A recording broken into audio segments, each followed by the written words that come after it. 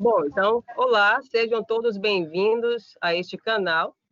Esta é uma atividade organizada pelos cursos de Tecnologia e Produção de Cacau e Chocolate, sob a coordenação da professora Silene Nascimento Souza, da FMT, e também pelo curso de Gastronomia, sob a coordenação da professora Renata Mafra, também da FMT.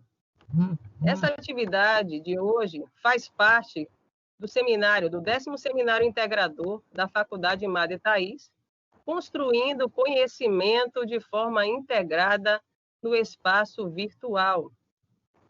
O tema de hoje é o TCC na produção do conhecimento científico e inovação tecnológica, os desafios no cenário virtual. Exatamente.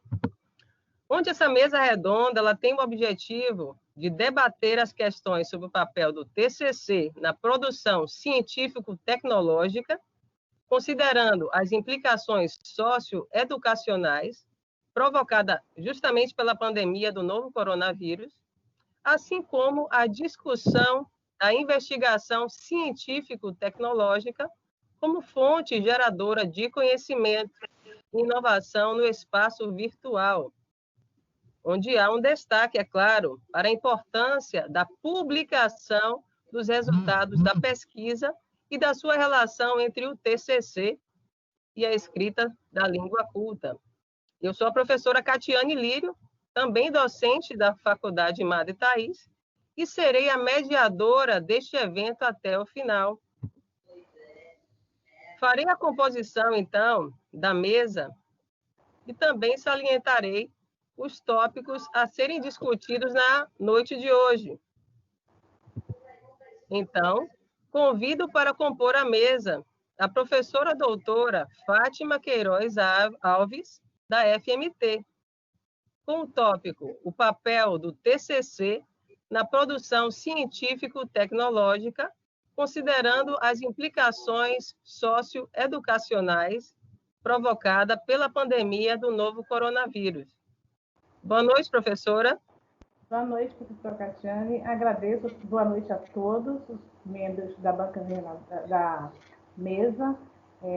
Cumprimento a professora a doutora Aline Santos de Brito, da Universidade Estadual da Bahia, o professor Sebastião Maciel, da Faculdade Madre Thaís, a professora Silene, coordenadora do curso de Produção em Cacau e Chocolate, e a professora Renata Mafra, coordenadora do curso de Gastronomia, e os alunos presentes. Obrigada, professora. Convidamos também para compor a professora doutora Aline Santos de Brito Nascimento, com o tópico A Investigação Científico-Tecnológica como fonte geradora de conhecimento e inovação diante do espaço virtual e a importância da publicação dos resultados da pesquisa.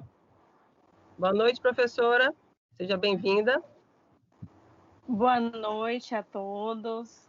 Mais uma vez gostaria de agradecer o convite, né, de poder colaborar um pouco mais, né, com um pouquinho do meu conhecimento, né, para ajudar os estudantes da Faculdade Madre Thaís, né, para seguir em frente com suas pesquisas, né, e poder torná-las visíveis, né, no nosso mundo acadêmico. E uma boa mesa, desejo uma boa mesa para todos. Obrigada, professora. E para fechar a composição dessa mesa, convidamos o professor mestre Sebastião Maciel, da FMT, com o tópico Relação entre o TCC e a escrita da língua culta. Boa noite, professor. Seja bem-vindo. Boa noite, colegas. Boa noite, amigos. É sempre um prazer enorme poder sentar e discutir o que tanto vem nos inquietando nessa nova fase de reaprender a aprender. É preciso que nós tenhamos realmente essa preocupação de transmitir para o nosso aluno, para o nosso acadêmico, a importância da escrita formal, a importância da produção científica como ferramenta de trabalho, de convivência e, por que não dizer, e prestígio social e acadêmico. Para mim, a essa altura da vida, é muito importante poder participar dessa mesa redonda, tentando trazer alguma contribuição no que diz respeito ao uso adequado da nossa língua. Que tenhamos uma boa mesa e eu estou aqui para aprender com vocês, certamente. Obrigada, professor Maciel. Agradecemos a todos que estão aí como ouvintes desta mesa redonda. Agradecemos a participação, né, e a contribuição de todos os palestrantes e também a todas as coordenações, né, do caso do curso aí da FMT. Antes da gente iniciar a mesa redonda, eu convido, né, os alunos que estão como ouvintes, a cada apresentação, a cada temática, a também participarem, né, com perguntas no chat. Algumas delas podemos selecionar e, se o tempo, né, der até o final, né, da nossa mesa redonda, a gente puder selecionar mais algumas perguntas, né, seria interessante vocês estarem aí contribuindo, né, para que os professores também possam estar sanando algumas dúvidas de vocês, tá? Então, eu convido a todos a participarem até o final e um ótimo evento a todos vocês. Uma boa noite. Boa noite, professor.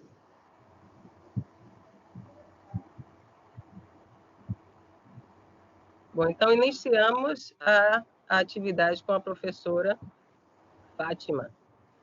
Seja bem-vinda, professora Fátima. Obrigada, professora Cassiane. Eu passo a palavra. Novamente, obrigada. Novamente, agradecendo a participação e o convite dos cursos de produção de cacau e chocolate e gastronomia, na pessoa da professora Silene e a professora Renata Mafra. Eu inicio falando sobre é muita satisfação, eu diria pessoal, estar falando hoje sobre o TCC, na produção do conhecimento científico e inovação tecnológica, desafios no cenário virtual, porque eu trabalho com a disciplina de TCC há alguns anos, né, em outras instituições, também na Faculdade Madre Itaí. Então, é uma vivência, é uma experiência, e eu fico muito feliz por estar aqui hoje participando dessa mesa, né? Eu vou começar conceituando o que é TCC. Segundo a Associação Brasileira de Normas Técnicas, a ABNT, o TCC é um documento que apresenta o resultado de estudo, devendo expressar conhecimento do assunto escolhido, que deve ser obrigatoriamente emanado de uma disciplina de estudo de módulo, de estudo independente, de curso, né, e outros programas ministrados. E deve ser feito sobre a coordenação de um orientador, ou seja, pensando a colocação da BNT com o conceito, necessita de um orientador, de um professor que contribua com o aluno para delimitar um tema, para estabelecer um problema de pesquisa, para apontar as possíveis soluções e as metodologias possíveis a serem aplicadas para resolver aquele problema. Ou seja, pensando dessa forma, um trabalho de conclusão de curso, conforme essa orientação da ABNT, ele advém de um processo com um mínimo de rigor metodológico, porque se caracteriza como científica, já que a característica da pesquisa científica é o rigor metodológico, não é? E como falei, a minha vivência de trabalhar com TCC, de orientar, eu acredito que todos os docentes do ensino superior vivenciem esse processo, ou como professores de TCC, ou como orientadores. Nós já ouvimos em diversos momentos os alunos aflitos no final dos cursos perguntar por que o TCC? Qual o papel do TCC? Professora ou professor, não é? Então, o TCC, ele tem um papel de formação no estudante de graduação, né?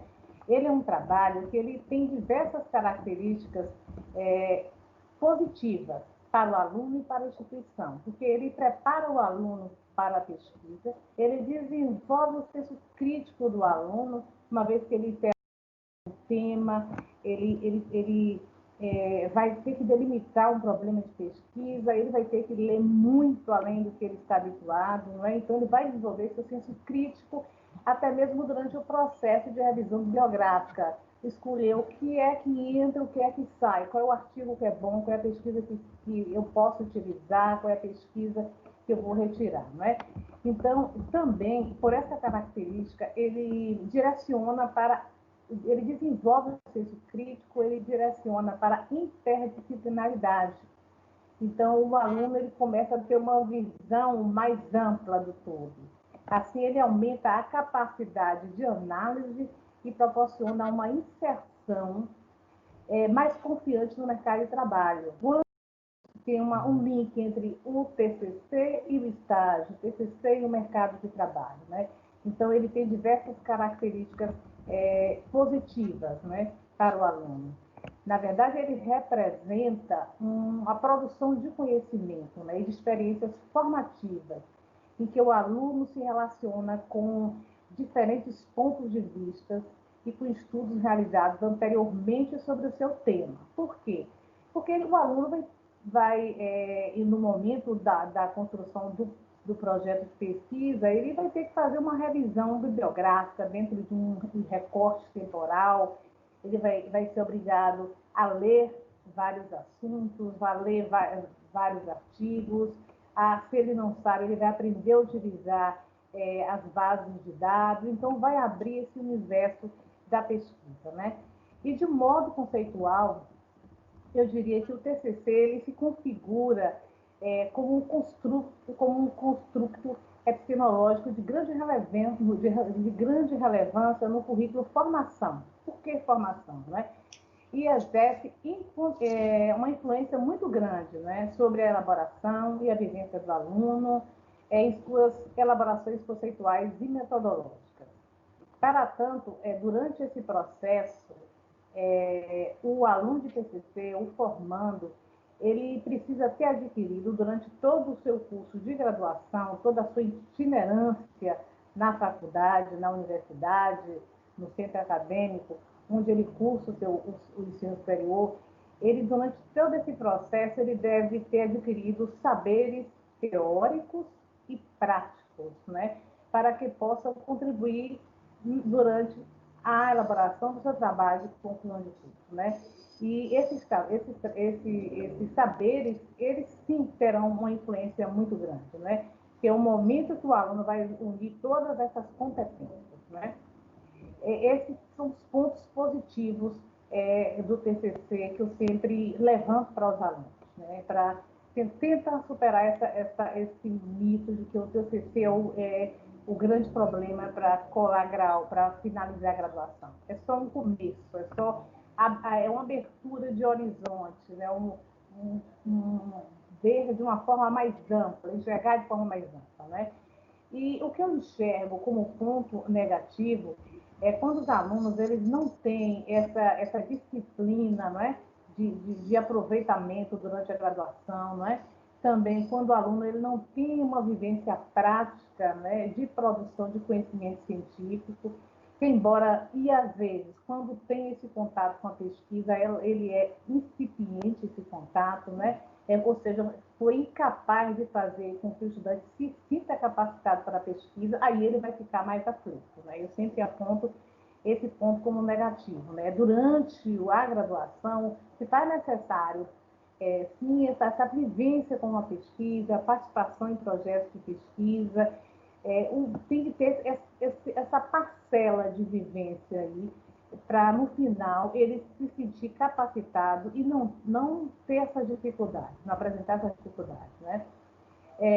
Um ponto positivo, né, em relação à produção científica e tecnológica que o TCC apresenta. Porque, além de permitir o contato do aluno com a pesquisa, para alguns alunos, dependendo das áreas, vai ser o primeiro contato que o aluno vai ter com a pesquisa, né? Ele traz contribuições relevantes para a ciência. eu já vi alunos de TCC fazer grandes trabalhos, publicar grandes trabalhos, né? Então, ele é importante para todos os envolvidos, para o aluno, para a instituição e também para a comunidade, para a sociedade, para a comunidade científica que o trabalho está inserido, não é? Então, ele pode trazer, ele pode gerar conhecimentos novos para a academia, né?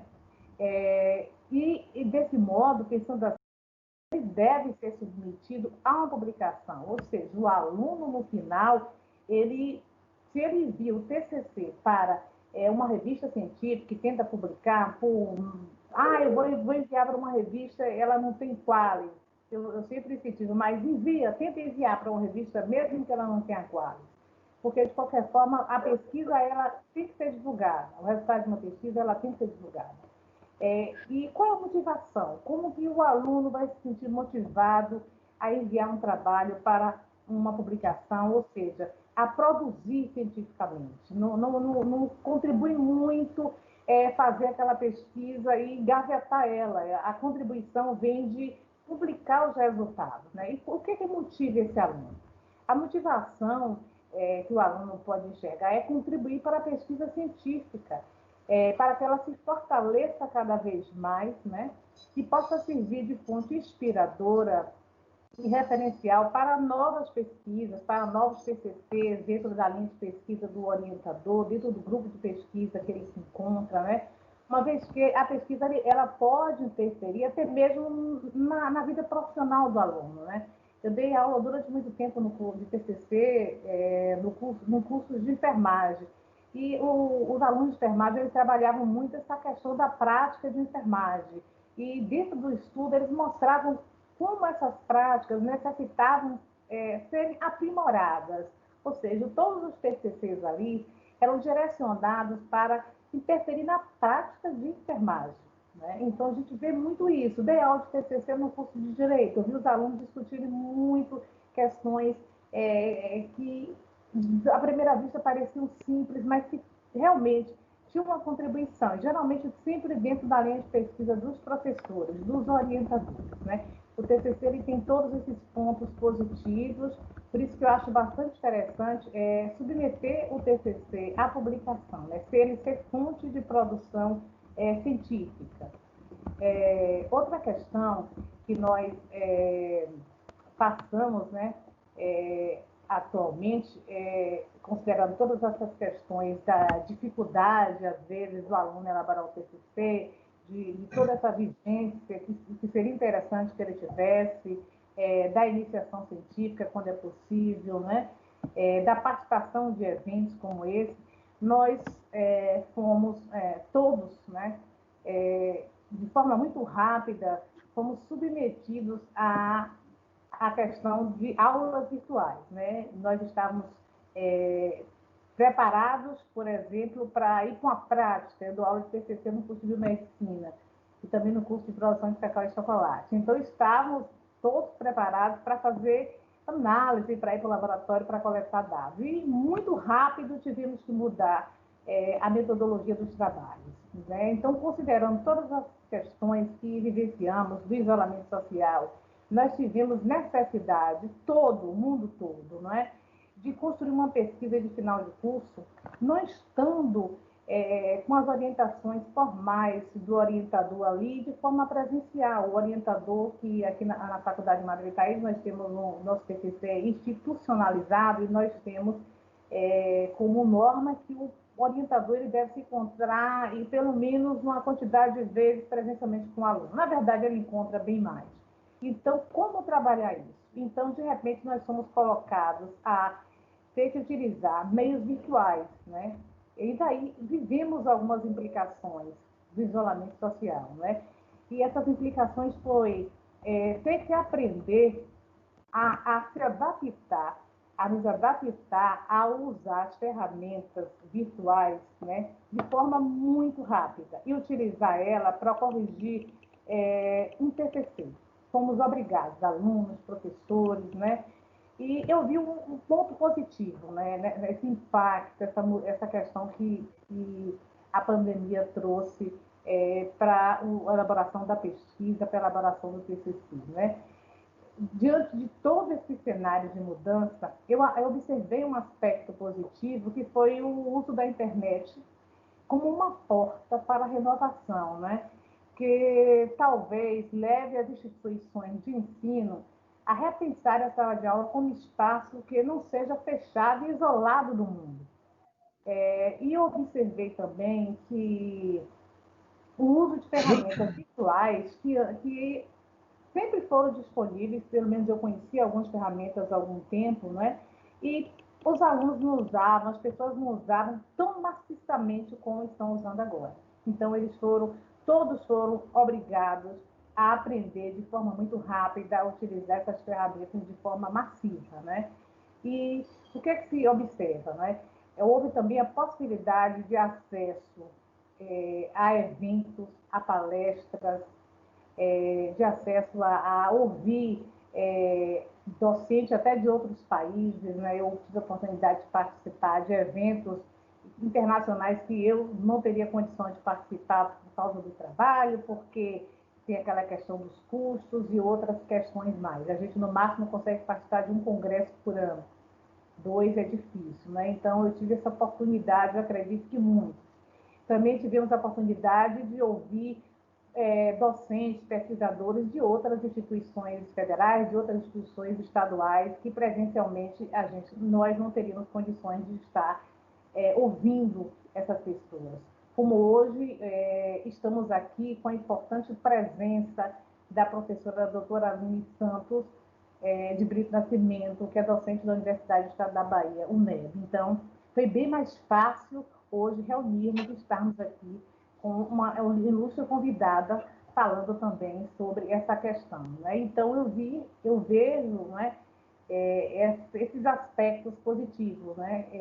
Quais são as implicações, né? Eu vejo esses aspectos positivos, fomos obrigados a aprender de um modo muito rápido, estamos usando maciçamente tudo, tiramos a sala de aula daquele espaço fechado, né, e abrimos a sala de aula e conseguimos nos conectar com colegas de outras instituições e poder ouvir também a experiência desses colegas, a fala desses colegas. Esses são os aspectos que eu vi de forma positiva, né? Então, eu agradeço por estar falando aqui hoje, participando da mesa, e encerro a minha fala dessa forma, com essa visão positiva, né, que essa experiência trouxe para as academias. Muito obrigada.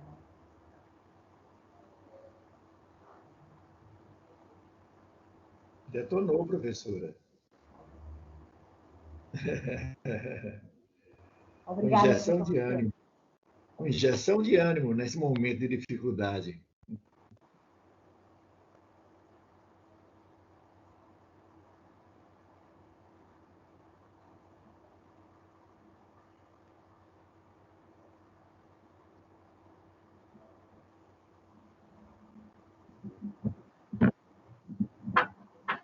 Bom, passamos então.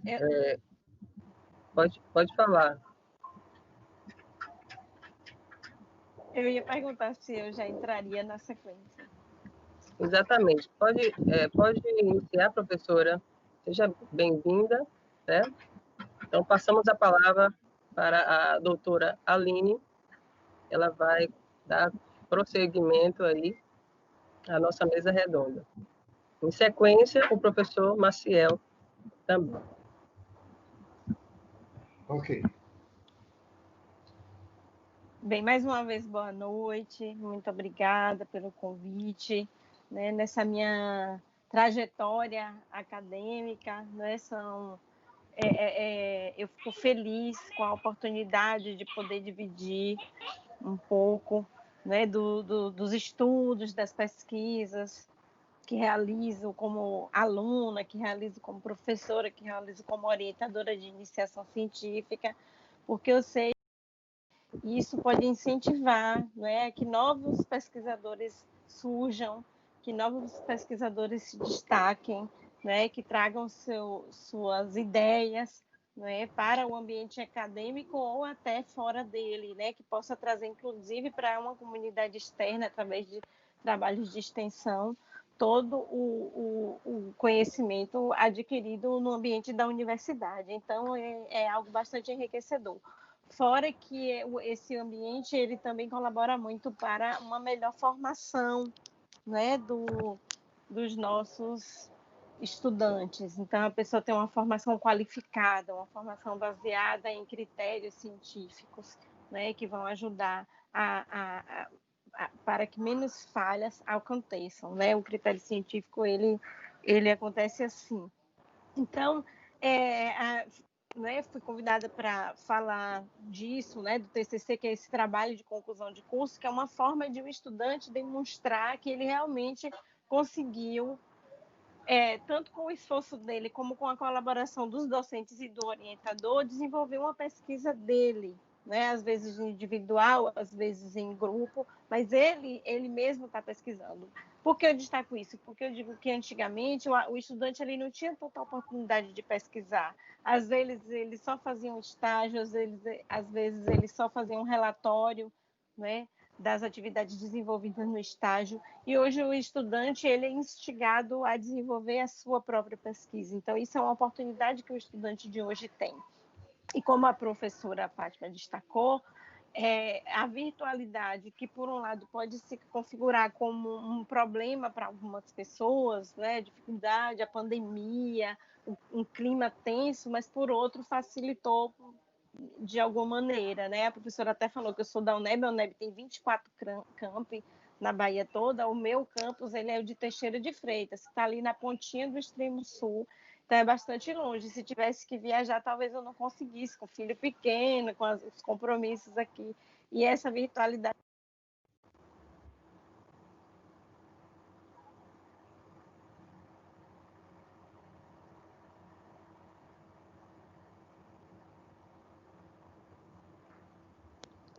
A Aline está com o microfone desligado, Aline. Professora? Oi. Desculpa, gente, eu estava falando aqui bastante já. Acidentalmente. Pode continuar, professora. Mas eu desliguei depois ou ele já... Desde o início não, né? Desliguei agora. Não, estava bem. Desligou agora. Então eu desliguei aqui no fone, que eu não tenho o costume de usar, desculpa. Então é isso, essa virtualidade também permite essa imensidão de material que pode ser coletado através do computador, e que antes, quando era impresso, a gente tinha essa desvantagem de ter que se dirigir a uma biblioteca, às vezes até em outro país, para conseguir material, né? Então essa nossa fase, né, tem isso de negativo e tem isso de positivo.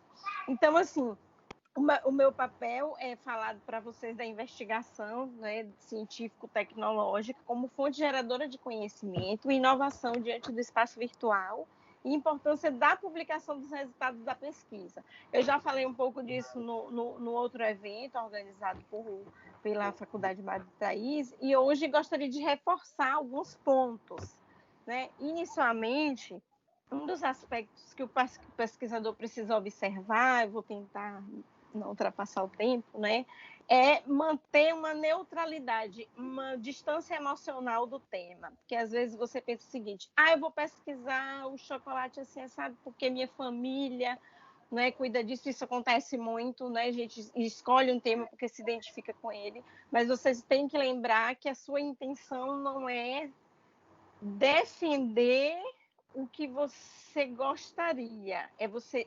investigar o que você gostaria. E nessa investigação você pode descobrir coisas positivas ou negativas sobre o seu tema. Por exemplo, já teve uma fase na minha vida que eu estava envolvida com o turismo, né? Eu fiz o mestrado em cultura e turismo em Ilhéus, na UESC, e eu me envolvi com essa pesquisa. E uma coisa engraçada era, por exemplo, descobrir os problemas que o turismo pode trazer, né, para a cidade, ou os problemas que o turista pode identificar em uma cidade, e não necessariamente só aspectos positivos. Então, você, como pesquisador, tem que estar preparado para isso. E é interessantíssimo que você traga realmente algo novo, né? Encontre um tema que seja só seu.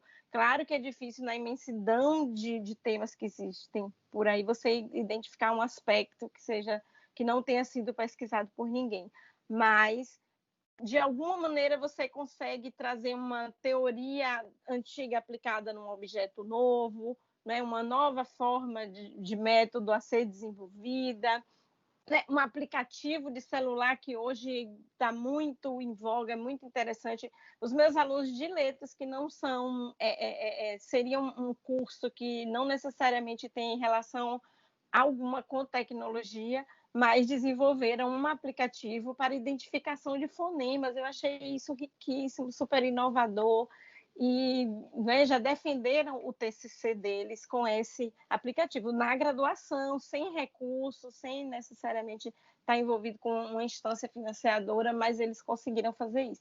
Então, eu gosto de trazer esses exemplos porque eles vão servir como incentivo para que vocês, novos estudantes, vocês, professores, vocês, orientadores, não tenham medo e busquem também mergulhar nessas novas possibilidades. E assim, às vezes também uma outra coisa que acontece na pesquisa é que a gente quer abraçar o mundo. Nessa época do mestrado, né, eu tinha uma vontade de pesquisar festas religiosas do sul e extremo sul da Bahia, veja bem. Aí uma professora me questionou: você tem um Jeep, um carro assim bem potente para você poder viajar desse monte de cidade, entrar nesses ramais aí de estrada de chão para conseguir ver todas as festas religiosas, e você vai largar seu emprego só para fazer sua pesquisa? Então a gente não pode querer fazer uma pesquisa imensa achando que se eu escolhesse uma cidade só, uma festa só, essa pesquisa seria considerada menor, seria desvalorizada. Não é assim. Então, você não pode querer pesquisar tudo. Escolha um aspecto mais específico para que não seja abrangente demais o seu tema e você não consiga dar conta. Realmente, eu não iria dar conta se fosse isso. Acabei pesquisando uma festa só, numa cidade só, que foi o Carnaval de Ilhéus, e isso se transformou numa dissertação de quase 200 páginas e que depois foi publicada em forma de livro pela Editas. Então, teve material, mesmo sendo uma festa só. E a gente, inicialmente, acha que não vai ter, né? Então, assim, caminhem sempre, busquem sempre iniciação científica, ou seja, não deixa para pensar em pesquisa lá no último semestre, quando for fazer o TCC. Eu não sei como é que funciona na Madre Thaís, mas a pesquisa deve iniciar desde sempre, né? Desde a primeira oportunidade. Né? O aluno tem que ter já essa tradição, esse costume de fazer pesquisas individuais, né? Desenvolver as suas pesquisas desde os momentos iniciais do curso, para que quando chegar no TCC não haja aquele susto: meu Deus, é o fim do mundo, é o TCC, eu não consigo, eu tenho medo, eu não vou conseguir apresentar. Treine as apresentações nos seminários dentro da faculdade, treine as apresentações nos seminários fora da faculdade. Inclusive, isso é uma forma de publicar os seus resultados também, não é? Além de artigos ou de capítulos de livros, apresentar comunicações orais em congressos vai te ajudar a desenvolver, até conhecer a sua própria pesquisa e a sua capacidade, e tornar público aquilo que você pensa, tornar público ou publicar a sua pesquisa. E que pode, quase sempre acontece, ser publicado nos anais do evento. Anais que é quando o evento publica o texto inteiro, ou no livro de resumos, que é quando o evento publica somente o resumo. Então, são oportunidades que o estudante tem já de vir desenvolvendo sua pesquisa desde antes, que aí quando chega no TCC ele vai ter essa segurança de saber: eu estou pesquisando aquilo que eu gostaria, estou pesquisando algo que eu sei que eu posso alcançar, né? Porque quando deixa tudo muito para o final, acaba que pode dar alguma coisa errada. Eu descobri que a festa que eu queria pesquisar é uma festa que não acontece mais, ela deixou de existir. E aí você fez todo o seu, né, planejamento para fazer uma coisa e aquilo não dá certo. O meu objeto mudou, não vai dar mais certo, precisa ser um outro objeto, né? Está desautorizado. E aí você precisa mudar. São vários aspectos. Um outro aspecto que eu queria chamar a atenção é, por exemplo, agora na pandemia, eu sou orientadora de iniciação científica de um pequeno grupo na UNEB e também do programa Afirmativa, que é um outro grupo de iniciação científica. E o que acontece? Na minha área de orientação, que é a literatura, eu pesquiso Jorge Amado e a identidade negra refletida nessas obras, na minha área não fez diferença ter acontecido a pandemia e nós sermos obrigados a fazer pesquisa de gabinete, que é essa pesquisa de ficar em casa, no computador, nos livros, né, e no celular, em reunião virtual. Isso não fez diferença. Por quê? Porque a gente continuou pesquisando a teoria, desenvolvendo o método e lendo as obras e analisando. Então, essa pesquisa de gabinete continuou acontecendo.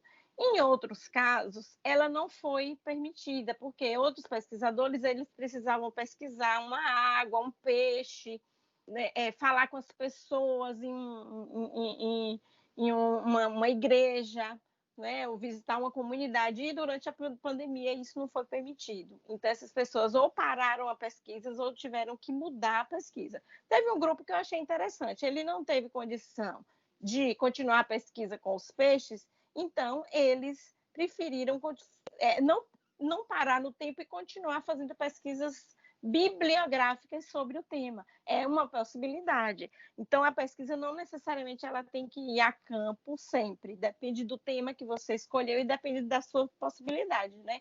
Esse problema mundial fez com que muitas pesquisas deixassem de poder ser em campo, né, em loco, né, para serem somente virtuais ou bibliográficas. Então, isso não invalida a pesquisa. A pesquisa pode ser bibliográfica e trazer bons resultados curiosos. Por quê?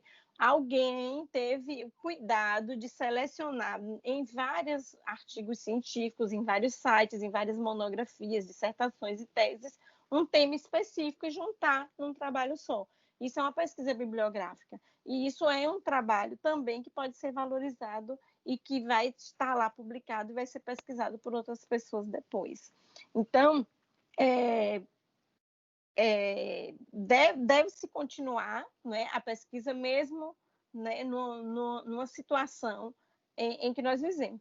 Tem até uma vantagenzinha que talvez seja eu esteja cometendo um pequeno pecado dizendo isso, mas assim, quem faz pesquisa com animais ou com pessoas, se você tiver que falar com a pessoa, você precisa pedir autorização ao comitê de ética para que essa pesquisa se torne pública, às vezes antes mesmo de começar a pesquisar. Então, falou com alguém, entrevistou um taxista, tem que pedir autorização pelo comitê de ética. E quando a pesquisa é bibliográfica, você não tem essa obrigação de passar pelo comitê de ética. Então, é uma barreira a menos para o pesquisador, né, quando você não precisa passar por essa fase. Então, assim, como é que eu começo a pensar na pesquisa na minha vida para ir chegar nesse momento do meu TCC? Eu preciso ter um problema, que é uma pergunta, uma dúvida que eu preciso responder, e eu tenho que buscar responder essa dúvida. Lembrando o que eu disse no início, você não pode se apaixonar demais pelo tema, de já saber até a resposta do seu problema e pesquisar buscando uma resposta que você já sabe que vai encontrar. Tente realmente descobrir algo novo, tente realmente responder algo que você não sabia, né? Você quer encontrar um produto novo, uma mistura nova, uma receita nova, tente fazer isso, porque isso vai ser interessante para você, isso vai ser interessante também para o público que vai receber essa informação. Então, você vai buscar soluções para essa pergunta, para esse problema. E isso tem que ser seguindo um método científico, porque estamos falando aqui de universidade, de faculdade, de cursos de nível superior. A pesquisa tem que ser desenvolvida de forma ordenada. Então, tem que ter um conjunto de procedimentos a serem seguidos. E você vai se basear, copiar, né, se espelhar em metodologias já existentes, ou até mesmo criar um método para fazer sua pesquisa. Então, não pode ser assim, eu observei e descobri isso e acabou. Eu olhei um elemento só e descobri isso, acabou. Você tem que seguir um rigor, você tem que ter uma quantidade de elementos para considerar que a pesquisa foi válida, ou ela tem que ser durante um certo tempo. Você não pode entrevistar só uma pessoa e dizer que aquela opinião reflete, por exemplo, a do país inteiro. Então, tudo isso tem que ser levado em consideração quando se trata de método científico, né? Porque aí o pesquisador vai empregar esse conhecimento seguindo esse método. A outra pessoa que vai ler o seu trabalho depois que ele tiver publicado vai ver que ele seguiu um rigor, que ele seguiu um método, e aí ele pode também, inclusive, usar o mesmo método que o seu né, aplicando em um outro instrumento, em um outro momento. Então, eu estou pesquisando aqui um livro específico de Jorge Amado, usei uma determinada metodologia, um outro aluno meu, um outro colega pode usar a mesma metodologia aplicando para um outro livro do próprio Jorge Amado, para um outro livro de outro autor, e assim por diante. Então, assim, a riqueza de possibilidades é muito grande, né, dentro do ambiente científico. Uma outra coisa que eu quero chamar a atenção é que todo mundo que vai fazer uma pesquisa, ele precisa elaborar um projeto, né, para que a pesquisa não aconteça de forma desordenada. Uma forma de você mostrar a organização e mostrar que você segue o método é elaborar o seu projeto antes de desenvolver. E aí o projeto precisa seguir os rigores, a Associação Brasileira de Normas Técnicas, que a professora Fátima citou no início, ela determina algumas regras, né? Os professores de metodologia trazem essas informações em suas aulas, então tem que ter o problema, a justificativa, que é assim, por que é importante isso? Eu quero descobrir, sei, a cor do cabelo da minha vizinha. Isso, qual a importância dessa pesquisa para a comunidade científica? Você precisa justificar a importância da sua pesquisa através de dados que demonstrem, né, que ela vai trazer resultados interessantes para a comunidade acadêmica. Né? Tem que ter objetivos claros, geral e específicos, uma revisão teórica que mostra que você está seguindo, teóricos que embasam o seu trabalho, ou seja, as análises que você faz, elas não saíram da sua cabeça, porque a gente, na graduação, a gente está falando de TCC, né? Não tem maturidade ainda para isso. Eu não sei nem se depois do doutorado a gente tem maturidade para isso, né? Para teorizar, mas tudo que a gente diz, espirrou, já tem que ter uma teoria que embase tudo que foi dito. E aí segue a metodologia, tem que ter um cronograma para não passar muito do tempo, para não terminar antes da hora, para pensar, voltando ao exemplo da festa religiosa, é dificílimo fazer pesquisa com comunidades fora do seu ambiente, com eventos, porque você vai precisar estar naquela data, naquele local, e se chover, e se furar o pneu. Meu carro bateu, mas eu fui assim mesmo com o carro batido, quando eu estava pesquisando lá o carnaval. Então, no cronograma você tem que prever o que tempo vai levar. Você não pode dizer assim, eu pretendo pesquisar o carnaval de 2022, sendo que você precisa defender o TCC em 2021. Então, no seu cronograma tem que se pensar os materiais necessários. Eu não tenho Jeep, que a professora perguntou se eu tinha, então eu preciso de quê para estar lá? Né? Eu preciso tirar foto, eu preciso gravar as pessoas falando, ou eu só preciso fazer pequenas anotações.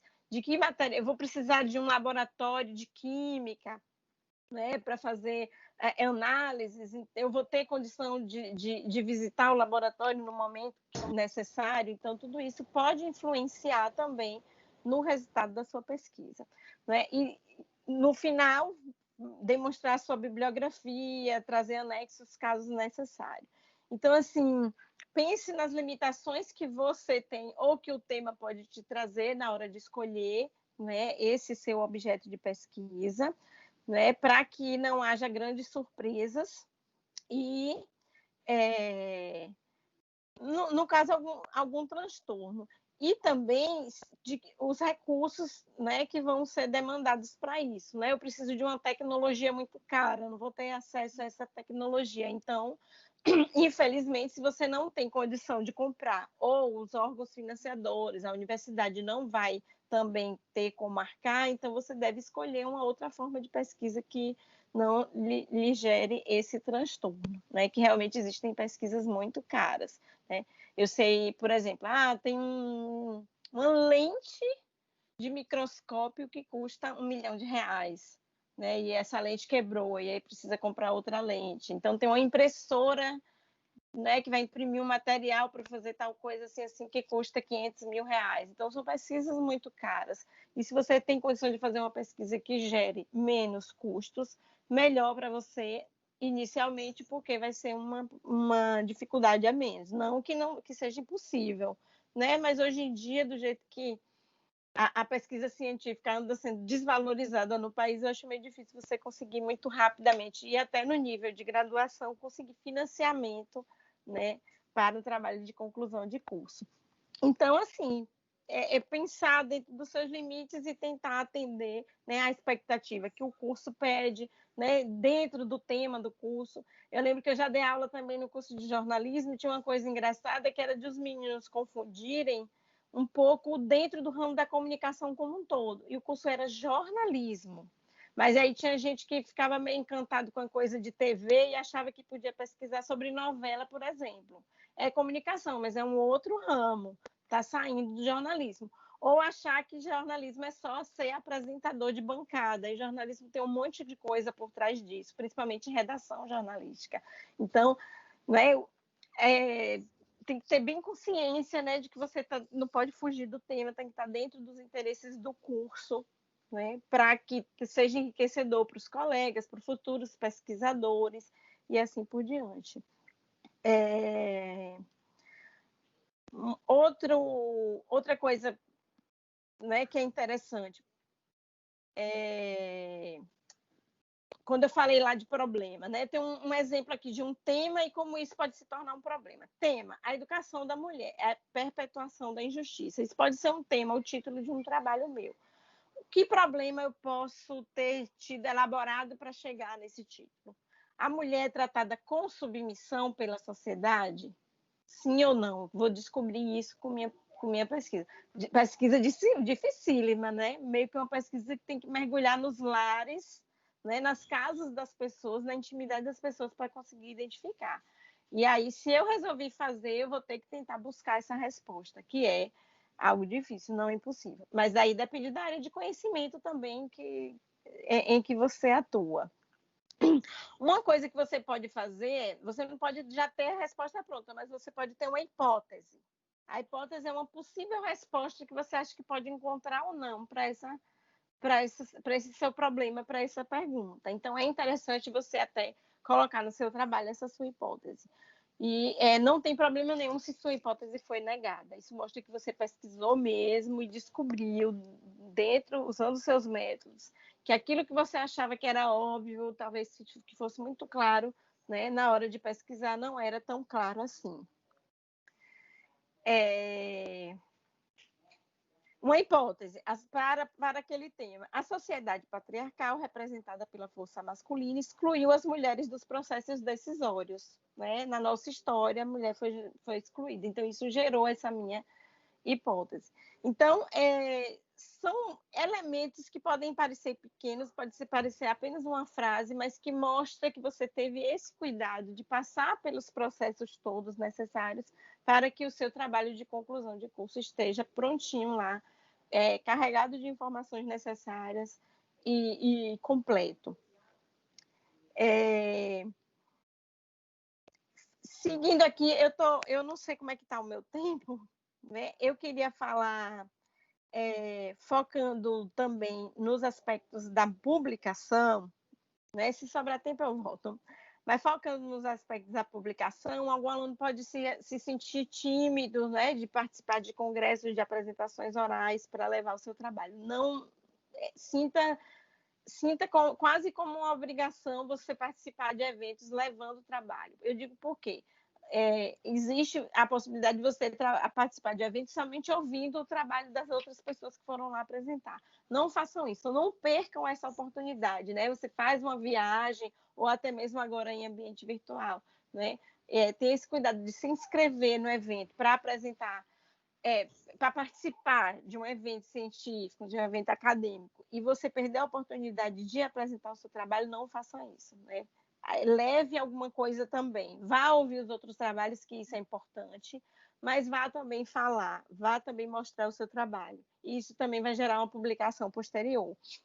E aí, assim, elabore a sua apresentação pensando, né, quem é o meu público, que tipo de linguagem eu vou poder usar para conseguir atingir esse público especificamente, né? Não ser elaborado demais, né? Dificultar demais a compreensão a depender de quem é esse público, ou também não deixar correr solto demais, ser informal demais e isso prejudicar a credibilidade do seu trabalho. Né? Tentar treinar a fala para que você treine em casa, chama um parente, chama um amigo para te ouvir, para ver se você está conseguindo ser claro, né, na sua fala, né? Ou treina com espelho, é uma forma também de treinar a sua comunicação.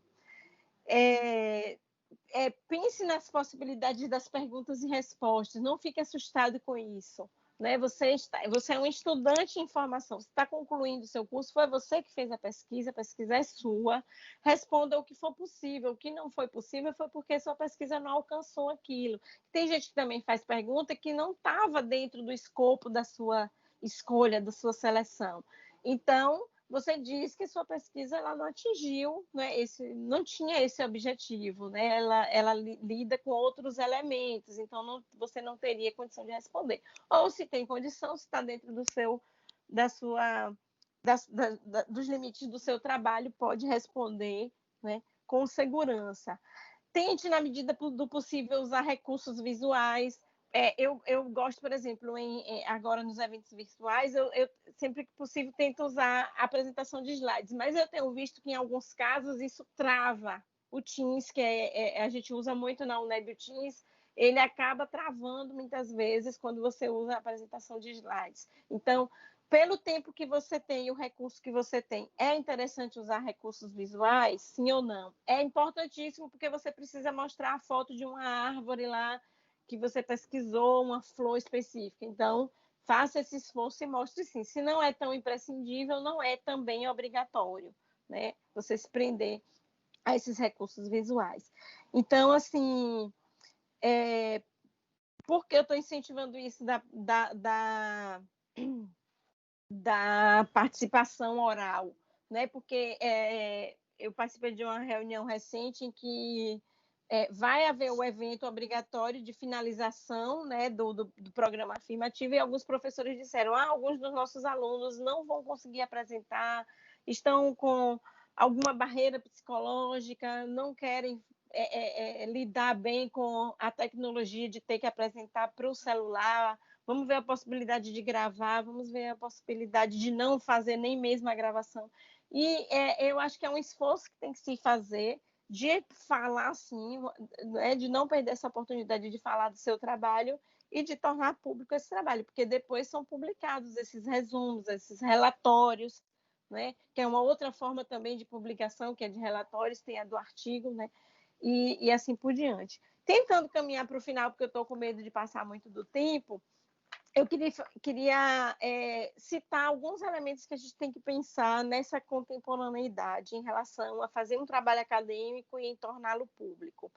Que é o seguinte: existem os repositórios. O seu TCC está aí, você está elaborando o seu TCC, o seu trabalho de conclusão de curso, e ele vai estar disponível na biblioteca da sua faculdade, né, obrigatoriamente. Você termina, faz aquela impressão em capa dura, né, em brochura, e ele fica ali na biblioteca disponível. Lembre-se disso. Isso também é uma forma de publicar. O seu trabalho está lá para ser pesquisado. Pesquise também os outros trabalhos. Eu não sei como é isso. Tem lá vários na biblioteca para você ver como é que o trabalho foi organizado. Ele passou por uma banca examinadora e foi aprovado e está ali para ser pesquisado. Então, pesquise os outros que vieram antes de você, porque também outros pesquisarão no seu trabalho depois de você. E, em alguns casos, as universidades trazem o repositório virtual, que é melhor ainda, porque aí você pode acessar teses, dissertações e monografias de qualquer lugar do país ou de fora, e eles também vão poder acessar o seu material da mesma forma. Uma outra informação aqui correndo é sobre o Qualis, né? Você fala assim: eu vou publicar numa revista que tem Qualis ou que não tem Qualis ou tem um Qualis inferior. Está uma discussão agora na CAPES de mudança dos critérios de avaliação do Qualis. Então, não se prenda muito a isso. Tal revista é Qualis C, né? A avaliação antes era A1, A2, B1 até B5 ou C. Então C eu não quero publicar, não. Só vou publicar se for numa revista B1 ou numa revista A. Hoje em dia tem que se repensar isso, porque eles estão mudando esse critério de avaliação. Você publica em algum lugar e pela quantidade de citações, né? Pela quantidade de citações que você faz e pela quantidade de pessoas que citam o seu trabalho, agora é que eles vão fazer essa contagem, que está sendo chamada de H5. né? Então, se você citou tais trabalhos, e se o seu trabalho também foi citado, então você vai receber uma pontuação por aí, e não mais especificamente pela revista em que você publicou. Uma outra coisa que eu queria lembrar é do capítulo. A gente fala muito em artigo para publicar em revistas, mas o capítulo também tem o seu valor dentro do seu currículo Lattes. Todo mundo tem que estar com o Lattes bonitinho atualizado aí, viu, gente? Que é publicar capítulos em obras organizadas até pelo seu orientador. Por exemplo, vocês mesmos dentro da faculdade podem organizar uma obra em que cada TCC vai corresponder depois a um capítulo, não inteiro, né? Ele vai ser reduzido ao tamanho de um artigo e cada aluno vai ficar responsável com seu orientador por né? Isso pode até já ter sido feito por um capítulo, e um organizador é que vai juntar isso tudo. Então, é uma forma de publicação interessante e, às vezes, que vai passar por menos barreiras para ficar pronta do que tentar a revista científica. É claro que a pontuação, a contagem pode ser diferente, mas isso é uma forma também de tornar público. E outra, vai ser muito caro fazer essa publicação, vai custar R$10.000 fazer a impressão desse livro.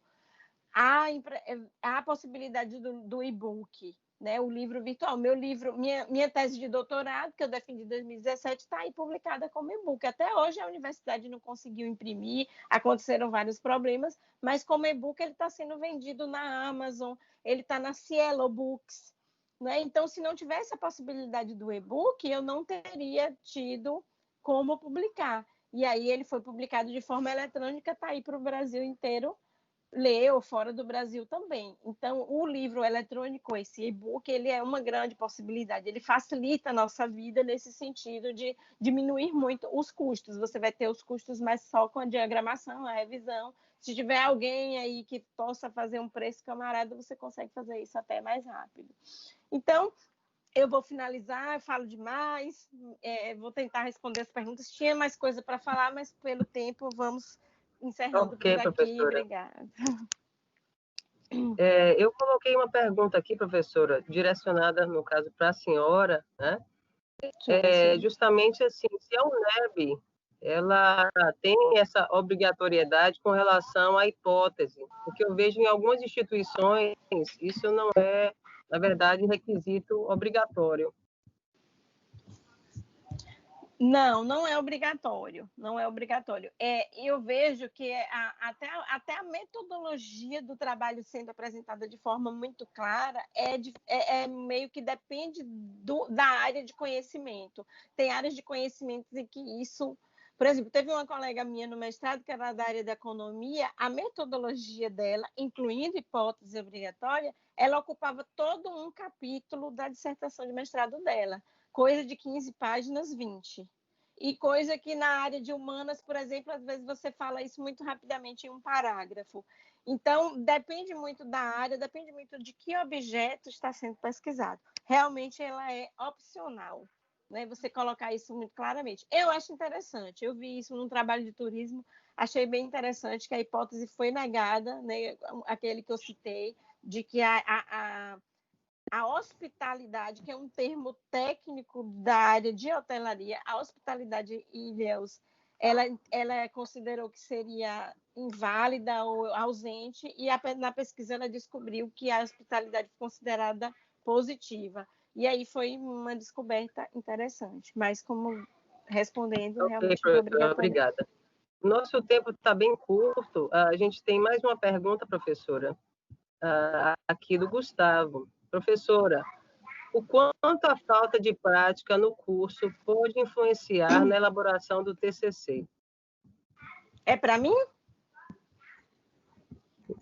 Ele não direcionou. Tá, eu vou responder se a professora Fátima também quiser responder. Acho que é melhor, o professor Sebastião. Fátima. Ok. Então, vamos dar... Pode falar, professora. É isso, é claro que se a prática, né, for satisfatória, for efetiva, ela vai te ajudar a fazer um TCC que necessite da prática. Mas, como eu disse, a depender do tema que você escolhe, talvez não seja a prática que componha o teor do seu trabalho, né? Se for um trabalho mais teórico, um trabalho mais bibliográfico, né? Aí ele não vai necessitar dessa prática. Agora, se você teve pouca prática e quer desenvolver um TCC na área de que vai necessitar dessa prática, aí talvez você tenha barreiras, mas isso não te impede, porque sozinho, com o orientador, você pode conseguir, sim, desenvolver uma pesquisa, mesmo não tendo tanta prática. Eu digo isso até porque, por exemplo, cursos que têm mais... que trabalham mais no ambiente virtual ou à distância e que não tem a prática presencial, né, e sim uma prática,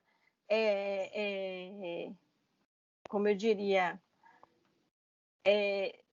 eu estou esquecendo que termo eu vou dizer, né, mas como se fosse uma suposição de como seria aquilo na prática, né, e eles conseguem desenvolver também o TCC, é uma pesquisa válida, então isso não é um pré-requisito, né? É uma boa possibilidade, mas não um pré-requisito. Se Fátima quiser completar. Ok, professora, muito obrigada. Iremos dar continuidade, né, com o professor Maciel. Convidamos o professor Maciel para fazer a última apresentação. Professor Maciel, seja bem-vindo.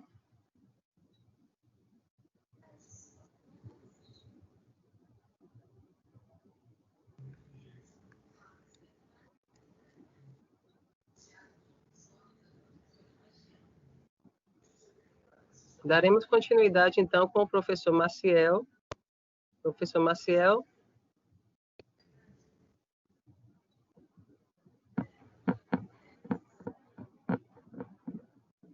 Seja bem-vindo, professor. Estou aqui. O professor, acho que deve ter caído. Pronto, professor. Não, estou aqui. Eu dizia... Então, passaremos a palavra para o senhor.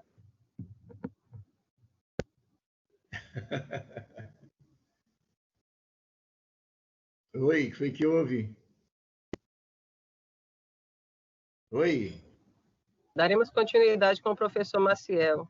Professor, seja bem-vindo. Ok. Mais uma vez eu cumprimento a mesa.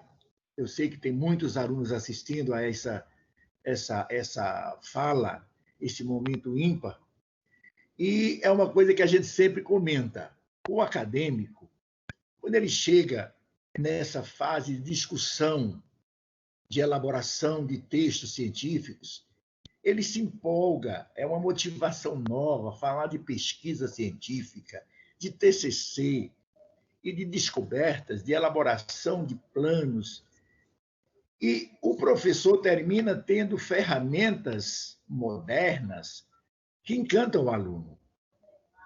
Mas, no meu caso, que nós sabemos que não é uma questão fácil. Não caberia, mas eu vou registrar, Silene, desculpe, você foi nossa aluna há muitos anos. E você lembra que naquela época nós já selecionávamos o nível de aprendizado do nosso aluno com referência à língua mater, com referência à língua portuguesa. 1000 atributos, 1000 culpas chegam na qualidade da escola, o processo de alfabetização que cada um teve, a composição do nível intelectual dos familiares dessa criança, desse aluno, é a dificuldade que se teve de ter acesso a bons livros, até a baixa valorização do estudo da língua mater, nos deixa assim numa situação, eu diria que desconfortável. Porque observe, quando o aluno pega uma disciplina nova, ele se empolga, ele quer demonstrar para si mesmo que ele é competente, já está num nível, como nós dissemos, num nível superior. Então, ele se permite pesquisar, ele se permite estudar. Mas é como se nós usássemos aquela fábula do gato e os ratos. O gato perseguia os ratos e os ratos, apavorados, estudaram anos, fizeram pesquisas, elaboraram TCCs para descobrir uma forma de pegar o gato. depois de muito estudo e muita pesquisa, eles descobriram que a forma de chamar a atenção deles para a presença do gato era botando guiso, botando um chocalho no gato. E foi uma grande festa, foi uma grande euforia, que descobriram como expor o gato, como render, entre aspas, o gato. Compraram o chocalho, fizeram a festa e marcaram o dia de botar o chocalho no gato. E aí um olhou para outro e perguntou: quem vai botar o chocalho no gato? Pronto. Eu faço uma analogia dessa fábula com o nosso trabalho de finalização de curso frente às dificuldades que nós enfrentamos diariamente com o uso da língua portuguesa. Observe. O aluno alega: se eu cheguei aqui, eu sempre tive dificuldade em tais assuntos. Mas ele assume essa dificuldade, mas não assume que investimento ele fez, que atitude ele teve para superar isso. Lembro, quando eu fiz a primeira vez, eu fiz letras, eu fiz com francês. Mas me inquietava o fato de eu não conhecer determinadas raízes. Eu queria fazer letras em português com português. E tive a oportunidade, já depois de velho, de fazer uma alça dessa língua vernácula no Instituto em Portugal, no Instituto Português. Isso me chamou a atenção para o que eu sempre duvidava. O português não é difícil. Ele é gostoso, ele é apaixonante. Quando a professora falou, cuidado para não se apaixonar pelo tema, eu peço aos meus alunos todo dia, se apaixone pelo português, porque é você, é sua essência. Nós somos julgados, ou mal ou bem, pelo que nós falamos. Nós somos julgados pela forma como nós pronunciamos as palavras. Ah, professor, mas lá na minha terra fala assim, sim, nós não estamos aqui abolindo a linguagem informal, nós não estamos abolindo o linguajar de rua, nós não estamos ignorando os guetos, nós não estamos ignorando a gíria. Eu digo sempre em sala de aula, para me sentir mais à vontade, quantas vezes eu digo em aula, tá bom, para que você fez isso? Mesmo sabendo que naquele momento o adequado era usar a preposição para na sua essência. Então, o que é que acontece no dia a dia quando a gente quer discutir a questão da língua portuguesa? De tanto usar uma linguagem, eu diria popular, para não dizer vulgar, eu diria popular. Aquela, você não entendeu? Então valeu. Como foi a festa? Chocante. E a prova? Broquei. Entendeu? Entendeu. Tá. Então daqui a pouco nós vamos ficar só. Ok. E aí? E na hora de fazer de ver que milho você tem no papo, na hora de ver qual é o seu capital, o que foi que você juntou em termos de conhecimentos. Porque, por exemplo, eu digo sempre a eles em sala de aula, você faz o Fundamental 1, lhe é permitido um comportamento linguístico. Faz o 2, já lhe cobram mais. Faz o 3, já lhe cobram mais. Entrou na universidade, campou. Não tem mais chance de falar errado. Desculpa, de não falar correto, no momento certo, para obter o resultado adequado. Ah, professor, olha que nós temos na Faculdade Madre Thaís muitos jovens egressos de escolas boas, meninos com base, fizeram uma educação básica bem feita. Mas nós temos aquele menino egresso da escola pública noturna, que fez EJA, que fez aceleração, que estudou em escola multisseriada. Eu estudei em escola multisseriada. Eu sei que aí tem gente me ouvindo que não sabe nem o que é isso. A escola multisseriada é aquela onde uma professora só ensina todas as disciplinas numa mesma sala, aluno de todas as séries do ensino fundamental 1. Então, observe, quando nós estamos falando da língua padrão, eu tenho muito medo, às vezes, no curso de Direito, quando o meu aluno diz, professor, então vou ter que criar um glossário, ter um vocabulário. Por favor, não é para sair por aí falando de uma forma juridiquês que ninguém entenda. Vamos procurar falar de forma clara, objetiva e sabendo que palavras está usando, com que intenção. E eu brinco muito para tentar aproveitar esse momento de pandemia, porque eu sou neófito na pandemia, eu sou neófito na tecnologia. Então, o que é que eu tenho feito? Tentado mostrar para ele que o momento é esse. Gente, eu fico tão orgulhoso. Eu tenho alunos no curso de gastronomia que eu estou dando o assunto, ele já me vem com uma resposta que pescou no celular, que pescou na internet. Então, vamos usar essas ferramentas que estão disponíveis em nosso favor. Claro, não é o que eu pegar lá eu considerar correto, mas como material de busca, como material de ampliação de horizonte. Não dá mais tempo nós ficarmos esperando que o professor de TCC ou da dissertação que seja ajuste o meu conteúdo, a minha técnica, o meu trabalho, à linguagem que eu utilizei. Eu preciso ter uma linguagem própria, uma redação autoral.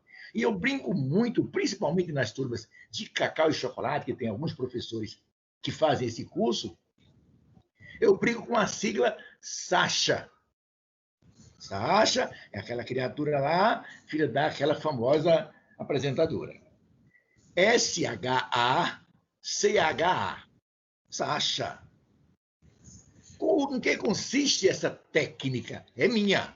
Essa não está registrado, mas é minha. SACHA. Pego a primeira letra S.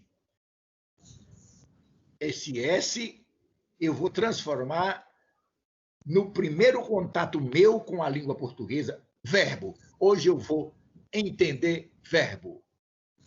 A partir até de uma frase que eu ouvi ou que eu vi na televisão. O que é que eu vou fazer com esse verbo? Eu vou fazer uma síncrese. Na prática, o que é isso? Eu vou ter um impacto com o verbo. Eu vou peitá-lo, eu vou triturá-lo. Você está ouvindo um rádio no carro, fica desintonizado, você perde a qualidade. O que é que você faz? Sintoniza, sincroniza, sincretiza. Sincretismo religioso. Sincretismo, entendimento. Então, peguei o tema, pronto, a professora falou sobre a pesquisa, sobre festas religiosas de Ilhéus. Vamos imaginar de Ilhéus. Eu não sou de Ilhéus, eu preciso mergulhar nessa festa. Então, eu vou fazer uma sincresia. O quê? Eu vou mergulhar de cara nessa festa. E eu entendi, é coisa demais, como uma festa complicada. Eu disse, Sacha, vamos para o H? Eu vou levantar todas as hipóteses possíveis de entender, de assimilar, de assenhorar-me do assunto festa religiosa.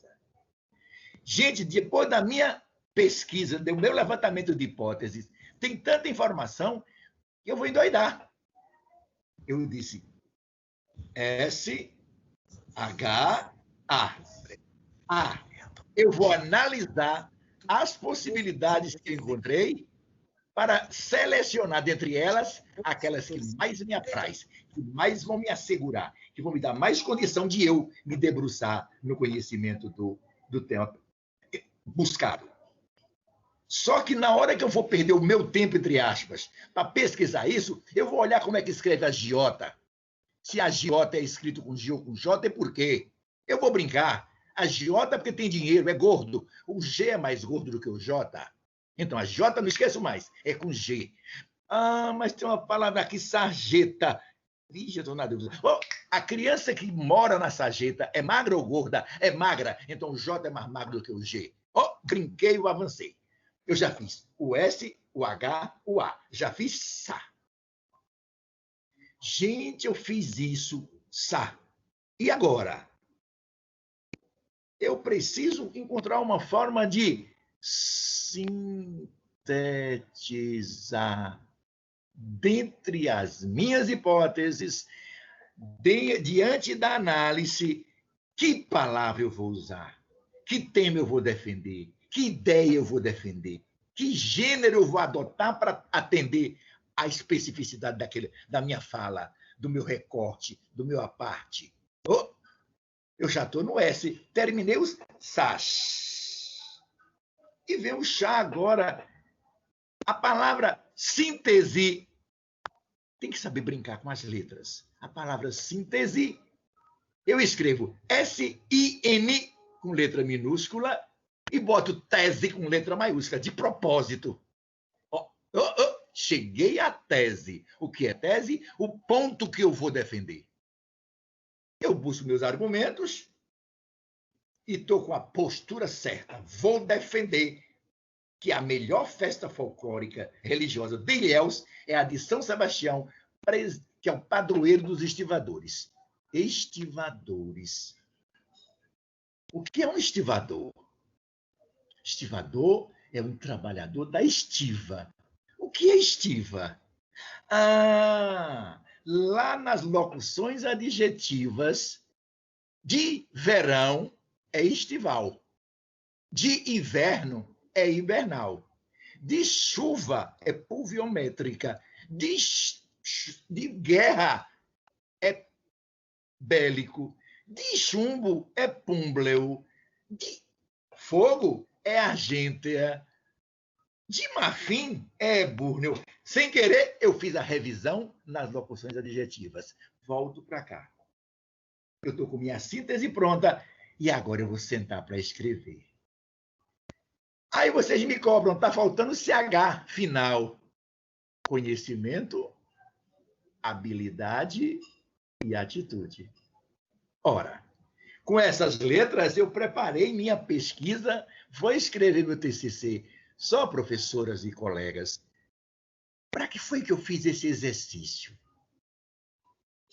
Eu fiz para qualquer coisa, para qualquer fato da minha vida. Mas eu estou treinando o meu aluno a usar a língua portuguesa no texto. Essa sequência é a metodologia ideal, infalível, para uma dissertação argumentativa, que é um documento científico. Então, para não me alongar muito, senão eu não vou parar, não vou até meia-noite.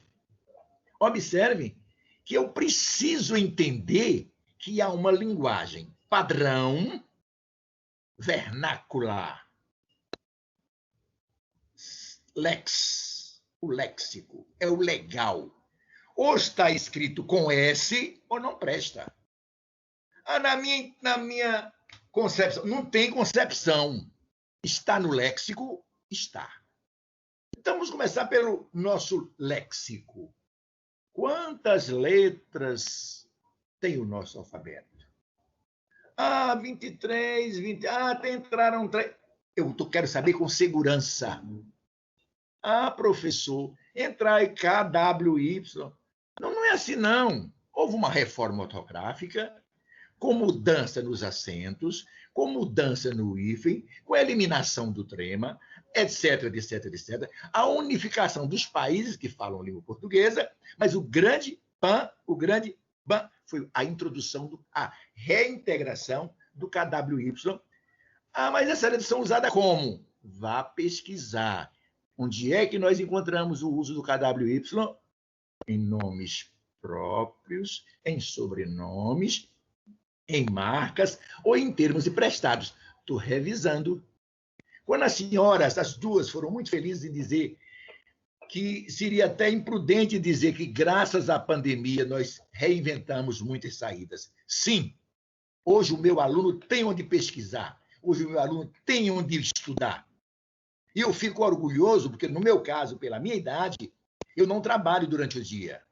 Eu dirijo uma escola, mas está em pandemia, eu não dirijo, eu não trabalho. Então, eu fico no WhatsApp o dia inteiro elaborando resposta para aquele menino que pesquisou. Eu tenho turmas perfeitas com 9 em português. Isso me orgulha muito. Coisa que eu não tinha no tempo das aulas presenciais. Aquele engessado, o aluno sentado, fingindo que entende, e o professor em pé falando, feito um condenado, fingindo que está ensinando alguma coisa. Hoje não. Com sinal ou sem sinal, com net ou sem net, a gente está conseguindo avançar. Eu caí na asneira nesse semestre de 2022, 2020/2, caí na asneira de exigir do meu aluno texto escrito manuscrito. Para quê? Para ele ter ideia de estética, para ele não aproveitar o corretor do computador dele. Eu quero ver como é que ele corta o A, como é que ele corta o S, como é que ele corta o F minúsculo. Eu quero ver o formato da letra dele. Isso dá mais amor, isso dá mais emoção. É fácil para mim? Não. Porque eu recebo o texto pela net, eu imprimo, corrijo e informo a eles as falhas que cometeram, dentro dos assuntos tirados. Quer dizer, no passado era muito mais insípido. Aí, voltando ao tema da questão da língua portuguesa, eu não estou aqui condenando a língua popular.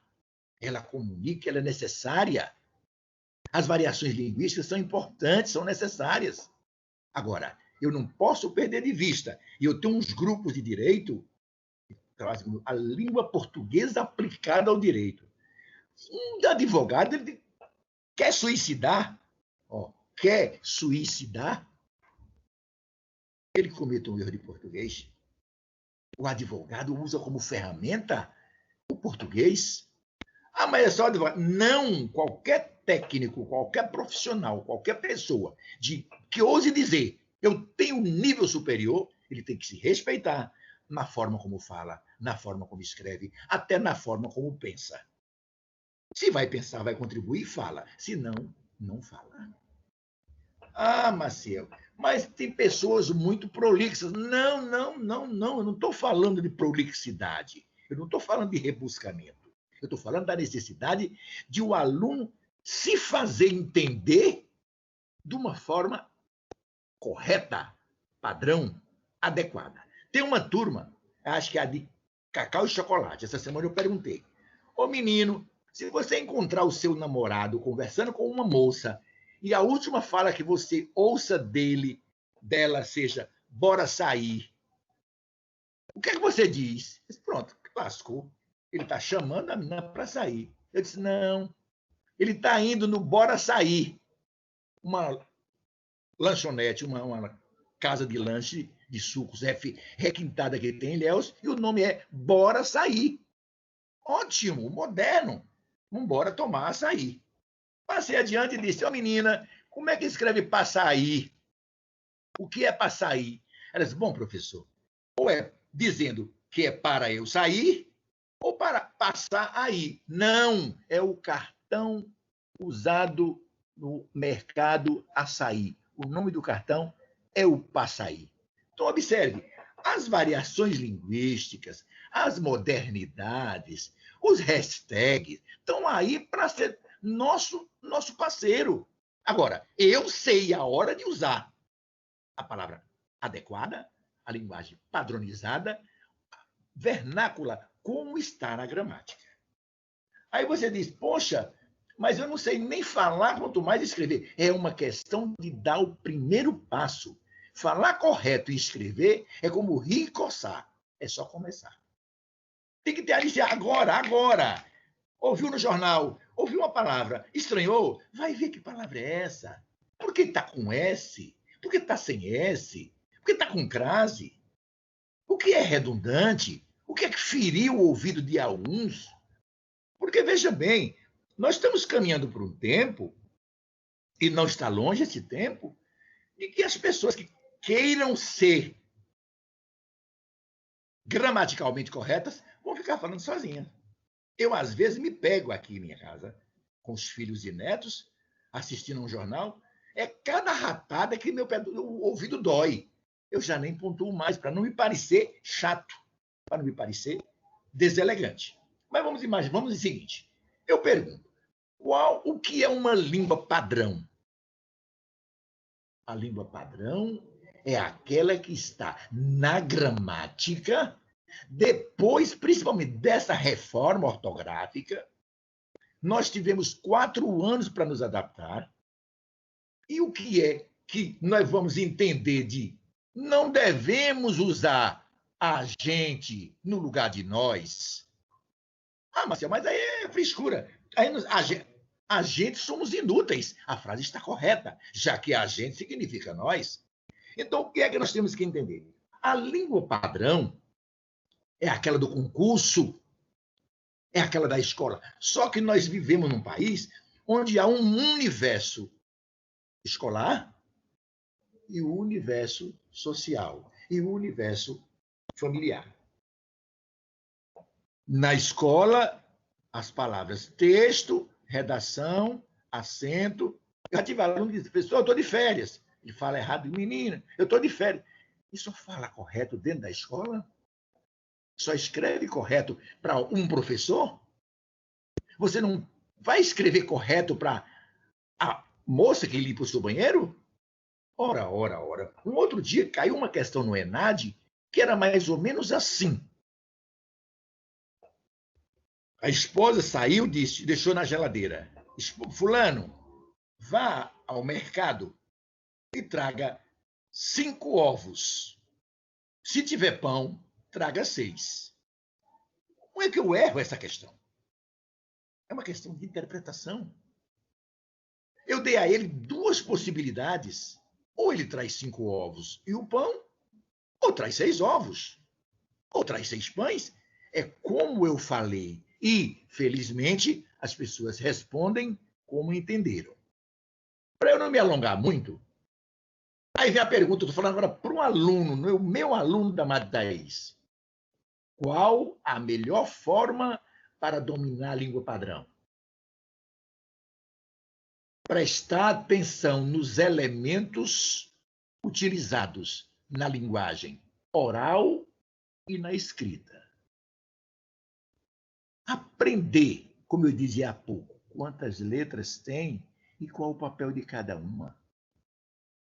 Sem querer me alongar, mas não dá para falar essa. Se perguntar a qualquer pessoa, a professora Catiana, que é a professora que divide comigo algumas turmas, ela deve estar aí indignada com a minha besteira que eu estou dizendo, que ela é cobra. Ela é cobra em português. Na frente de Catiana, quando eu vou falar, eu penso 3 vezes. Mas se você perguntar, eu tenho que esquecer que ela está aí. Se você perguntar a qualquer pessoa quantas e quais são as vogais, elas vão repetir A, E, I, O, U.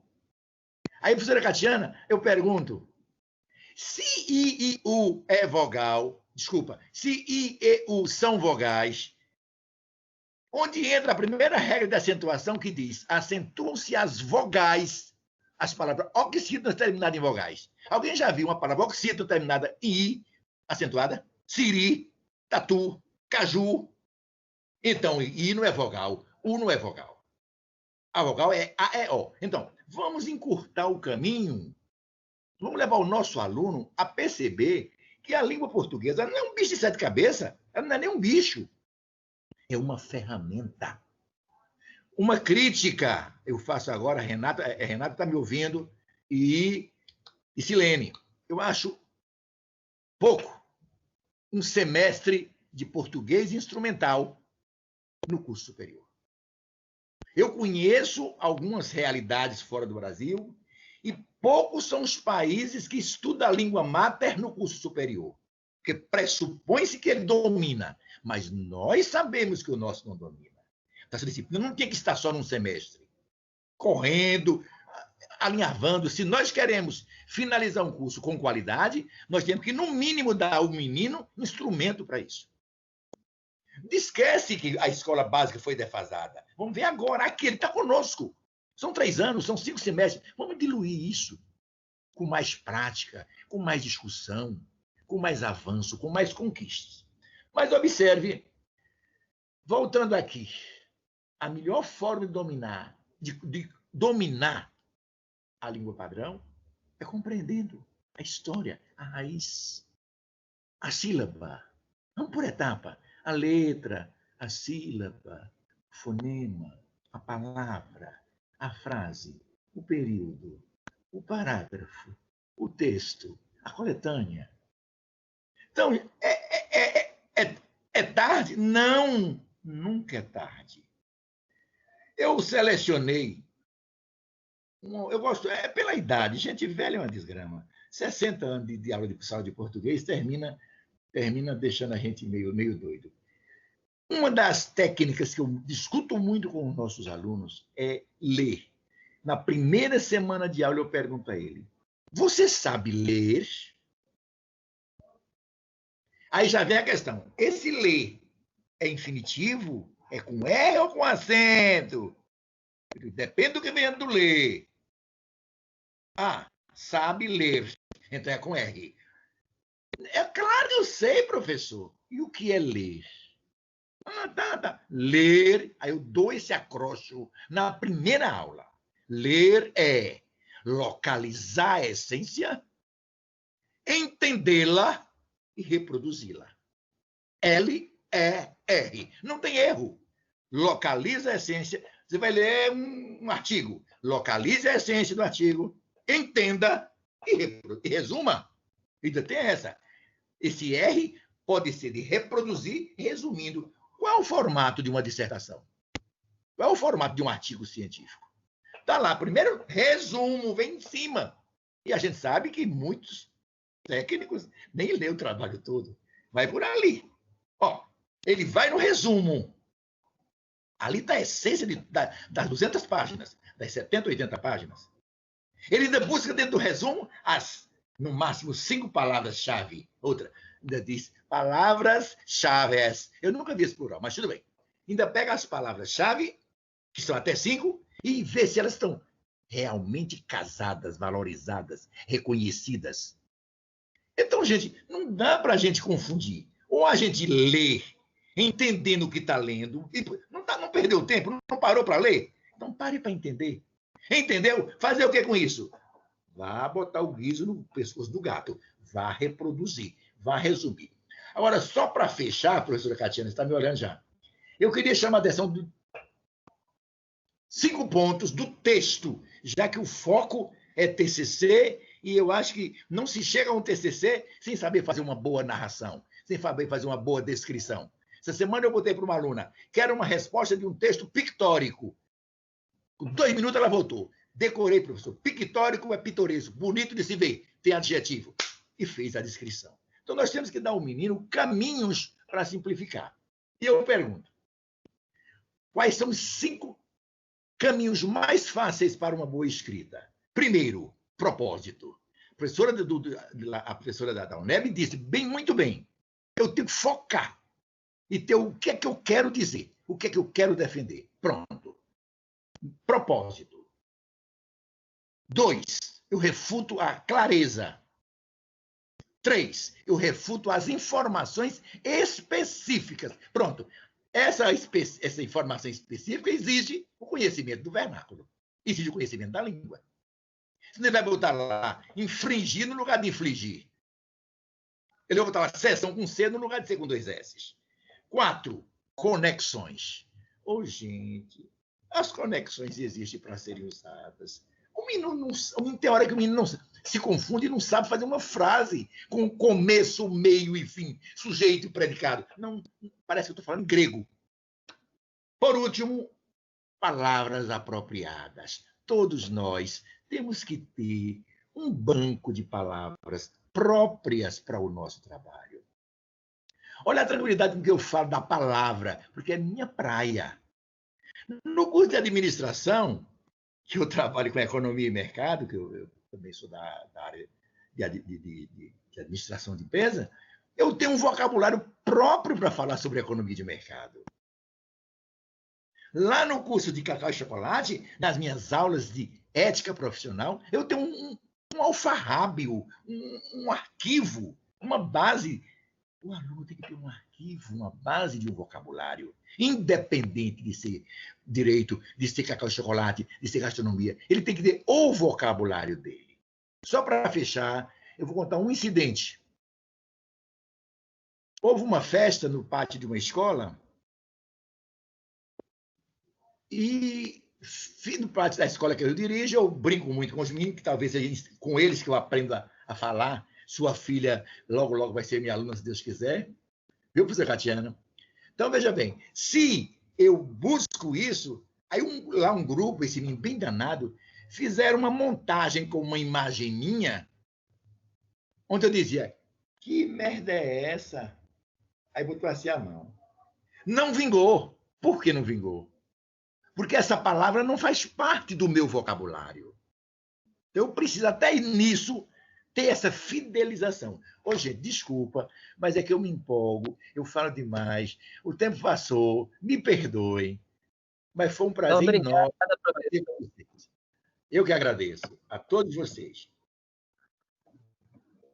Obrigada, professor Maciel, pela sua palestra aí, né? Por estar participando aí da mesa redonda. Estamos realmente finalizando essas nossas atividades de hoje, da nossa mesa redonda, e agradecemos a participação de todos vocês.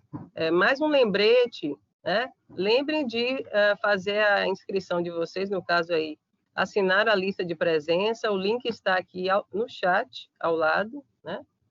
Para que vocês possam também garantir aí a questão, né? Aqueles que já fizeram a inscrição da certificação. No mais, eu acho que não tem mais perguntas. Nós sabemos que essa temática, né, as temáticas que foram discutidas aqui, tem aí muito pano para manga, temos muitas discussões ainda por serem feitas, né, posteriormente, mas o nosso tempo aí realmente acabou. Agradeço aí as coordenações e desejo a vocês um final de noite aí, um bom final de noite para todos. Muito obrigada aí pela participação de vocês. Obrigada, Catiane, também. Gostaria só para a gente finalizar, falar rapidamente, agradecer a todos, né, os envolvidos. Obrigada, Selene, pela parceria de sempre. Como sempre, né, mais uma parceria de sucesso. Professora Fátima, muito obrigada, tá, por ter aceito o convite. Professora Catiane, professor Maciel também aqui conosco. Palestras maravilhosas que ficaremos aqui até, né, mais tarde. Professora Aline também, mais uma vez, participando conosco aqui, mais um evento, esteve recentemente com a gente, né, no Choco Web. Obrigada, viu, Aline? Até a próxima. E a todos os alunos, né, que estiveram conosco até agora, muito obrigada e até a próxima. Eu só tenho que agradecer, não a vocês, mas a Deus, por ter colocado vocês presentes, né, na minha caminhada. Maciel é extremamente suspeita de falar qualquer coisa, e depois desse show que ele dá, como sempre, né, não vejo novidade mais. Oh, meu Deus, oh, meu Deus. Eu sou fã incondicional, né? Então, assim, fechando minha carreira profissional com esse reencontro com ele. Professora Fátima, muito obrigada por ter participado, ter conduzido, ter abraçado essa temática, viu? Professora Aline, meu agradecimento, estamos à sua disposição, viu? Precisando qualquer coisa da gente. O agradecimento é dobrado, porque foi de última hora, e você ter aceito, para mim, já a dívida vai para a caderneta multiplicada, né? Mas estamos aqui. Renata, eu nem falo mais, porque já é prata do curso de Cacau e Chocolate. E a todos os alunos que participaram, uma participação assim superior a nossas expectativas de todos os cursos, né? Apesar de não ter só aluno de Cacau e Chocolate e Gastronomia, mas tem alunos de enfermagem que eu vi aí, de outros cursos. Meus agradecimentos aqui. Eu fico até com medo de falar, porque na frente de Maciel, né? Já viu como é que é. Faz isso não, faz isso não. Tá vendo aí, Maciel? E desejamos boa noite. Eu que agradeço. Finalizamos o seminário integrador com chave de ouro, não é isso, Renata? Com certeza. Assim, só elogios a fazer a todos. Só elogios a fazer, tanto aos participantes aqui que foram responsáveis, né, por esse sucesso, quanto os alunos, porque demonstraram uma participação até maior. Para minha surpresa, eu achei que foi até muito maior do que o presencial, né? Então, assim, estou simplesmente feliz. Obrigado, gente. Boa noite. Deus nos abençoe. Bom, então, encerramos aí as atividades e até o próximo evento. Tchau, pessoal. Até. Um abraço. Obrigada, Obrigado, gente. pessoal. Bom ver vocês. Obrigada, Viu? viu, Catiane? Obrigada Você a todos. já tá como mediadora oficial, viu? Pronto, Catina, foi ótimo. Um abraço. Bye, bye. Tchau. Boa noite, gente. Até a Tchau. próxima. Boa noite, Renata. Boa Boa noite, Aline. Muito obrigada a todos. Assim, Até, prazer. viu, gente? A lista de presença. Tem um link aí. Aline, prazer conhecê-la virtualmente. Espero conhecer pessoalmente também. E agradeço muitíssimo a Silene pela oportunidade, a Renata, não é? E fiquei muito feliz porque é a nossa vivência. E vejam, podem conferir pela participação dos alunos, como esse tema é intrigante, né? São muitas perguntas. Então, fiquei muito feliz por ter participado dessa mesa redonda. Muito obrigada, colegas. Verdade, eu fui tentando responder algumas coisas no chat, não é, para adiantar, e você também. Mas foi bem interessante e um prazer conhecê-la também. Prazer. Até a próxima. Tchau. Boa noite. Oh, Silene, muito obrigada. Boa noite.